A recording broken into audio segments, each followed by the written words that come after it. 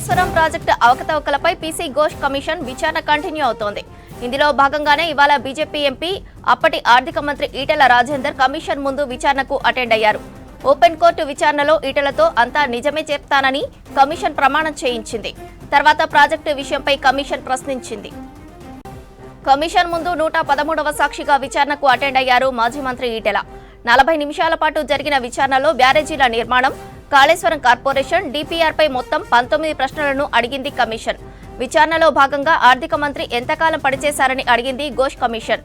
మేడిగడ్డ, అన్నారం, సుందిళ్ల బ్యారేజీల నిర్మాణం చేయాలని ఎవరు నిర్ణయం తీసుకున్నారని ప్రశ్నించింది. టెక్నికల్ టీం రిపోర్టుల ఆధారంగా సబ్ కమిటీ నిర్ణయం మేరకు కేబినెట్ నిర్ణయం తీసుకుందని సమాధానం ఇచ్చారు ఈటెల. కేబినెట్ నిర్ణయం తీసుకున్న తర్వాతే 3 బ్యారేజీల నిర్మాణం మొదలుపెట్టామని చెప్పారు. తుమ్మిడిహట్టి వద్ద బ్యారేజీ నిర్మాణానికి మహారాష్ట్ర ఒప్పుకోలేదని వివరించారు.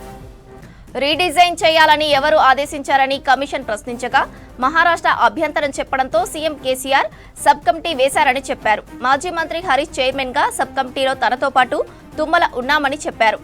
Expert committee, technical committee, sub committee నిర్ణయంతో రీడిజైన్ జరిగిందన్నారు.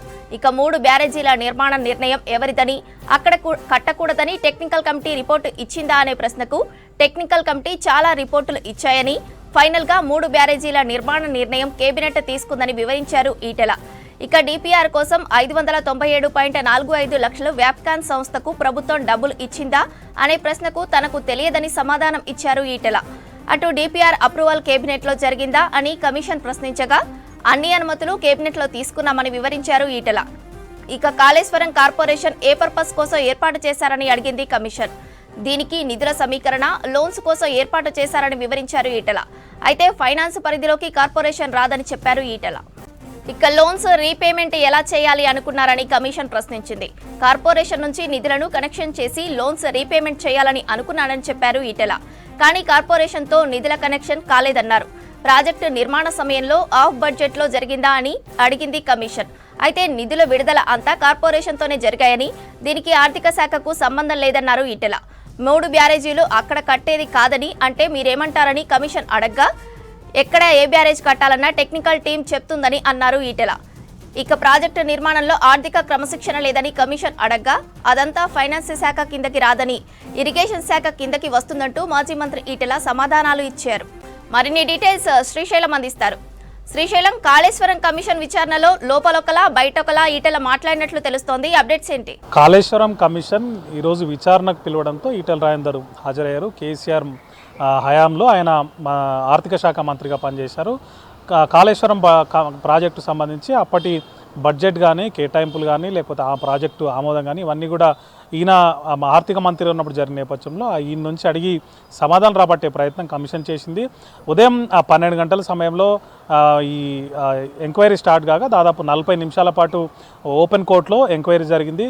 మొదటనే ఈటెల రాజేందర్తోని అక్కడున్న జడ్జి ప్రమాణం చేయించారు. అంతా నిజమే చెప్తానని ప్రమాణం చేయించారు. అయితే ఈటెల రాజేందర్ వ్యవహారం మనం ఒకసారి పరిశీలించినట్లయితే లోపల ఒకలా చెప్పి మళ్ళీ బయటకు వచ్చిన తర్వాత ప్రెస్ ముందు మళ్ళీ ఒకలా చెప్పినట్టు మనము అర్థం చేసుకోవాలి. ఎట్లా అని అంటే ఈటెల రాజేందర్ మొదట ఓపెన్ కోర్టులో లోపల జడ్జి ముందు చెప్పినటువంటి ఆన్సర్స్ అన్నీ కూడా కేవలం టెక్నికల్ కమిటీ, లేదంటే ఎక్స్పర్ట్స్ కమిటీ, లేదంటే ఏదైతే క్యాబినెట్ ఆమోదం, ఈ 3 పదాలనే ఎక్కువగా వినియోగించారు. జడ్జి అడిగినటువంటి చాలా ప్రశ్నలకు టెక్నికల్ టీం చూసుకుంటుంది, లేకపోతే కేబినెట్లో ఆమోదం తర్వాతనే మేము ప్రాజెక్ట్ చేపట్టామని, కేబినెట్ ఆమోదం తర్వాతనే ప్రాజెక్టు రీడిజైన్ చేశామని, అదేవిధంగా టెక్నికల్ టీము లేదంటే ఎక్స్పర్ట్స్ టీం ఇచ్చినటువంటి రిపోర్ట్ ఆధారంగానే మేము తుమ్మిడిహట్టి నుంచి మేడిగడ్డకు షిఫ్ట్ చేశామని, 3 బ్యారేజీలు కట్టాల నిర్ణయం కూడా అది కేబినెట్ ఆమోదంతోనే జరిగింది.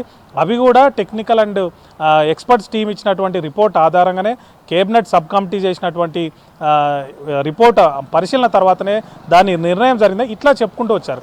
అయితే ఎక్కడ కూడా జడ్జి ముందు కేసీఆర్ పేరు తీసేటువంటి ప్రయత్నం కూడా ఈటెల రాజేందర్ చేయలేదు. కేవలం మహారాష్ట్ర మేడిగడ్డ అంటే తుమ్మిడిహట్టి దగ్గర 152 మీటర్ల ఎత్తులో కట్టేందుకు మహారాష్ట్ర ఒప్పుకోలేదు కాబట్టి కేసీఆర్ మంత్రివర్గ ఉపసంఘాన్ని ఏర్పాటు చేశారు. ఈ సమయంలో మాత్రమే కేవలం కేసీఆర్ పేరు ఉపయోగించారు తప్ప ఎక్కడ కూడా ఎంక్వైరీలో కేసీఆర్ పేరు వాడడానికి కూడా ఇష్టపడలేదు. ప్రధానంగా మనం చూడొచ్చు ఆ ఎంక్వైరీ అయిన తర్వాత బయటకు వచ్చిన తర్వాత మాత్రం మళ్ళీ విలేకరులు అడిగితే తప్ప కేసీఆర్ పేరు తీసే ప్రయత్నం చేయలేదు. అంతా కూడా లోపల చెప్పినట్టు చెప్పుకొచ్చే ప్రయత్నం చేశారు. కానీ బయటకు వచ్చిన తర్వాత మాత్రం ఆయన వ్యవహార శైలి ఒక్కసారిగా మారిపోయింది. కేసీఆరే అంతా చేశారు, ఆయన తీసుకున్న నిర్ణయాల ప్రకారమే మేడిగడ్డ నిర్మాణం జరిగింది, లేకపోతే కాళేశ్వరం ప్రాజెక్ట్ అనేది తెర మీదకి వచ్చింది, ఆయనే డిజైన్ చేశారు, ఆయనే అంతా చేశారని చెప్పుకొచ్చారు. కానీ లోపల మాత్రం ఎక్కడ కూడా కేసీఆర్ పేరు తీసే ప్రయత్నం చేయలేదు. ఈ క్రమంలోనే విలేకరులు అడిగారు ఒక ప్రశ్నకు మాత్రం ఆయన సరిగా ఆన్సర్ చేయలేకపోయారు. ఏదైతే మీరు పదే పదే ప్రెస్ మీట్లలో కేసీఆరే మొత్తం చేశారు, ఆయనే నిర్ణయం తీసుకున్నారు, ఎవరిని అడగలేదు, ఎవరిని కూడా సంప్రదించలేదు, మొత్తం ఆయనే చేశారని ప్రెస్ మీట్లో చెప్తారు కదా, ఇదే అంశాన్ని మీరు కమిషన్ ముందు చెప్పారన్న ప్రశ్నకు మాత్రం దాటవేసే ప్రయత్నం చేశారు. చివరికి మళ్ళీ కేసీఆర్ చేశాడని చెప్పుకొచ్చే ప్రయత్నం చేశారు. అయితే ఈటెల రాజేందర్ ఎట్లా ఉందంటే లోపల ఒకలా చెప్పి బయట మాత్రం మరోలా చెప్పారు. ఇదంతా కూడా ఇప్పుడు పార్టీలో కానీ బయట కానీ ఈటెల రాజేందర్ కామెంట్స్ మీదనే డిస్కషన్ జరుగుతోంది. లోపల చెప్పింది ఒకటైతే బయట ఎందుకు అట్లా చెప్పాల్సి వచ్చింది? ఒకవేళ నిజంగానే వాళ్ళ పార్టీ స్టాండ్ అదే అయ్యి ఉంటే, లేకపోతే నిజంగా ఆ పార్టీ అప్పుడు ఆర్థిక శాఖ మంత్రిగా బీఆర్ఎస్లో ఉన్నప్పుడు ఆ పోర్ట్ఫోలియో చేశారు కాబట్టి ఇప్పుడు పార్టీలో లేరు, బయటకు వచ్చారు. నిజంగా కూడా పార్టీ మారిన తర్వాత ఈటెల రాజేందర్ కాళేశ్వరం మొత్తం కేసీఆర్ హయాంలోనే జరిగింది, ఆయనే మొత్తం దానికి కర్త కర్మ క్రియ అన్నట్టు మాట్లాడిన వ్యక్తి ఈరోజు ఆయనకు ఒక అవకాశం వచ్చింది. కేసీఆర్ నిజంగా అది చేశాడా, నిజంగానే చేసి ఉంటే కేసీఆర్ మొత్తం చేశాడని చెప్పాల్సి ఉండే అన్నటువంటి చర్చ జరుగుతుంది. ఒకవేళ లేదు కాళేశ్వరం అనేది బాగానే కట్టినాం, అది చాలా మంచి ప్రాజెక్టు, లేక దానివల్ల ప్రజలకు చాలా ఉపయోగం ఉంది అని చెప్పాల్సి ఉంటే అదే చెప్పాల్సింది. కానీ అదిగా ఆ విధంగా చెప్పలేదు, ఇటు కేసీఆర్ మొత్తం చేసిన ఆ విధంగా చెప్పే ప్రయత్నం చేయలేదు. కానీ గతంలో ప్రెస్ మీట్లో మాట్లాడినట్టు మళ్ళీ కమిషన్ ముందు హాజరైన తర్వాత బయటకు వచ్చి బ్రీఫింగ్ ఇచ్చేటప్పుడు మాత్రం ఇదంతా కూడా కేసీఆర్ చేశాడు, మొత్తం కేసీఆర్తో జరిగిందని చెప్పుకొచ్చే ప్రయత్నం చేశారు. ఈ విధంగా ఈటెల రాజేందర్ వ్యవహారము లోపల చెప్పిన దానికి బయట చెప్పిన దానికి చాలా విరుద్ధంగా ఉంది. ఒకవేళ నిజంగా పార్టీ కూడా ఒక స్టాండ్ ఇచ్చి ఉంటుంది ఈటెల రాజేందర్కి కమిషన్ ముందు హాజరయ్యేటప్పుడు, ఖచ్చితంగా గతంలో ఈ ఈటెల రాజేందర్తో పాటు చాలామంది బీజేపీ ఎంపీలు కానీ బీజేపీ నేతలు కానీ చాలాసార్లు ఇదంతా కూడా కేసీఆరే చేశాడు, ఆయన వల్లే తెలంగాణకు నష్టం జరిగింది, ప్రాజెక్టు కుంగిపోవడానికి కారణం ఆయన వల్లనే ఇట్లా జరిగిందని చాలాసార్లు చాలా మీటింగుల్లో కానీ ప్రెస్ మీట్లో చెప్పుకొచ్చారు. పార్టీ స్టాండ్ అదే అయినప్పుడు ఈటెల రాజేందర్కి ఇప్పుడు అవకాశం వచ్చినప్పుడు అదే అంశాన్ని ప్రస్తావించాల్సిందే. పార్టీ అధిష్టానం కూడా ఆయనకు చెప్పుంటుంది, మీరు ఎంక్వైరీకి వెళ్తున్నారు కాబట్టి ఖచ్చితంగా కేసీఆర్ని ఎక్స్పోజ్ చేసే ప్రయత్నం చేయాలి, ఆయన అవినీతిని పెట్టే ప్రయత్నం కూడా చేయాలని చెప్పుంటుంది. కానీ ఎక్కడ కూడా ఈటెల రాజేందర్ అటువైపు స్టాండ్ తీసుకున్నట్టు కూడా మనకు అనిపిస్తలేదు. పోగా ఈ కాళేశ్వరం సంబంధించి కాంగ్రెస్ పార్టీని తప్పుపట్టే ప్రయత్నం కూడా ఓవైపు చేసుకొచ్చారు. ఎందుకు అంటే ఇప్పటికే ఏడాది సమయం గడిచిపోయింది, ఎక్కడ కూడా చర్యలు తీసుకోవట్లేదు. ఏవైతే కాళేశ్వరం కమిషన్ సంబంధించి రిపోర్ట్లు అంటే ఎంక్వైరీ చేశారో అవన్నీ కూడా రిపోర్ట్లు బయట పెట్టాలి, అవన్నీ కూడా బయటకు తీసి బాధ్యుల మీద చర్యలు తీసుకోవాలి, ఇట్లాంటి అంశాల గురించి ఆయన ప్రస్తావించారు. అయితే ఎక్కడ కూడా ఆయన పార్టీ స్టాండ్ కానీ లేకపోతే పీసీసీ గతంలో ఇప్పుడు ఈటెల రాజేందర్ ఇట్లా చెప్తుంటే పీసీసీ గతంలో ఒక మాట ఉంది, ఏమనంటే కాళేశ్వరం కమిషన్ విచారణకు పిలిచినప్పుడు ఈయన అదేవిధంగా హరీష్ రావు ఒక రహస్యంగా కలిశారు, వాళ్ళు ఏదో మాట్లాడుకున్నారు, ఒక తాటి పైకి వచ్చారని చెప్పి పీసీసీ కూడా ఆరోపించింది. దాన్ని ఎక్స్పోజ్ చేసే విధంగానే ఈరోజు ఈటెల కామెంట్స్ ఉన్నాయని మనకు అర్థమవుతుంది. అందుకే ప్రెస్ మీట్లో ఒకలా మాట్లాడారు, బయట లోపల కమిషన్ ముందు ఒక రకంగా ఆన్సర్ చేశారు. ఇదంతా కూడా చూసినట్లయితే కేసీఆర్ను ఎక్కడ ఎక్స్పోజ్ చేయాలనుకున్న ఉద్దేశం ఆయనకు లేనట్టుంది. అదేవిధంగా అసలు అది అవినీతి జరిగిందా లేదా అన్న అంశం కూడా చెప్పలేదు. అదేవిధంగా మంచి ప్రాజెక్టా లేకపోతే నిజంగానే దానివల్ల ఉపయోగాలు ఉన్నాయా లేకపోతే దానివల్ల నష్టం జరిగిందా, ఈ అంశాలను కూడా ఎక్కడ చెప్పలేదు. ఎందుకు అంటే వాస్తవంగా ఈయన బాధ్యత అది. గతంలో ఆయన ఆర్థిక మంత్రిగా ఉన్నప్పుడు ఈయన హయాంలోనే బడ్జెట్ అలొకేషన్ కానీ బడ్జెట్ సంబంధించినటువంటి ఇతర అంశాలకు సంబంధించి మొత్తం కూడా ఈయన హయాంలో జరిగింది. ఈయననే కీలకంగా ఉన్నారు, ఆర్థిక శాఖ మంత్రిగా ఈయనదే కీలక పాత్ర.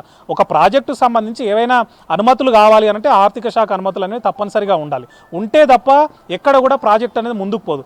అట్లాంటి శాఖకు ఈయన మంత్రిగా ఉన్నప్పుడు దాన్ని ఎక్కడ కూడా ఆయన చెప్పకుండా కేవలం కేబినెట్ సబ్ కమిటీ లేకపోతే టెక్నికల్ కమిటీ ఎక్స్పర్ట్ కమిటీ పేరు చెప్పి తప్పించుకునే ప్రయత్నం చేశారు తప్ప కేసీఆర్ అవినీతిని ఎక్స్పోజ్ చేసే ప్రయత్నం చేయడం కానీ లేకపోతే నిజంగానే కాళేశ్వరం ప్రాజెక్టు మంచి ప్రాజెక్ట్ అని దానివల్ల ప్రజలకు ఉపయోగం ఉందని అట్లా చెప్పే ప్రయత్నం కానీ లేదు. వాళ్ళ పార్టీకి సంబంధించినటువంటి స్టాండ్ తీసుకుని కేసీఆర్ను నిజంగా కూడా కార్నర్ చేసేటువంటి అవకాశం ఉన్నప్పుడు కూడా చేయలేకపోవడం కానీ ఇవన్నీ మనము అబ్జర్వ్ చేసి అంతా కూడా ప్రజెంట్ డిస్కషన్ అయితే జరుగుతుంది. ఆ పార్టీలో కూడా డిస్కషన్ జరుగుతుంది. దీని మీద ఈటెల రాజేందర్ వ్యవహార శైలి మీద ఆ పార్టీ కూడా గురుగా ఉన్నట్టు తెలుస్తోంది. ఎందుకు ఇట్లా చెప్పాల్సి వచ్చింది, మనం చెప్పి పంపింది ఏంటి అని చెప్పింది ఏంటటువంటి డిస్కషన్ కూడా ఆ పార్టీలో జరుగుతున్నట్టు తెలుస్తుంది. మరోవైపు కాంగ్రెస్ పార్టీ కూడా ఈటెల వ్యవహార శైలిని నిశ్చితంగా గమనిస్తోంది. మొదట తాము చెప్పినట్టుగానే హరీష్ రావు ఈటెల మాట్లాడుకున్న దానికి అనుగుణంగానే ఇట్లా చెప్పి ఉండొచ్చని, అందుకనే కేసీఆర్ పేరు తీయలేదేమన్నటువంటి అనుమానం కూడా ఇటు కాంగ్రెస్ పార్టీ వ్యక్తం చేస్తుంది. మొత్తంగా మనం చూడాల్సిన అంశం ఒకటే, ఈటెల రాజేందర్ లోపల కమిషన్ ముందు చెప్పింది వేరు, బయటకు వచ్చింది చెప్పింది వేరు. ఇది ఓవరాల్గా జరిగింది.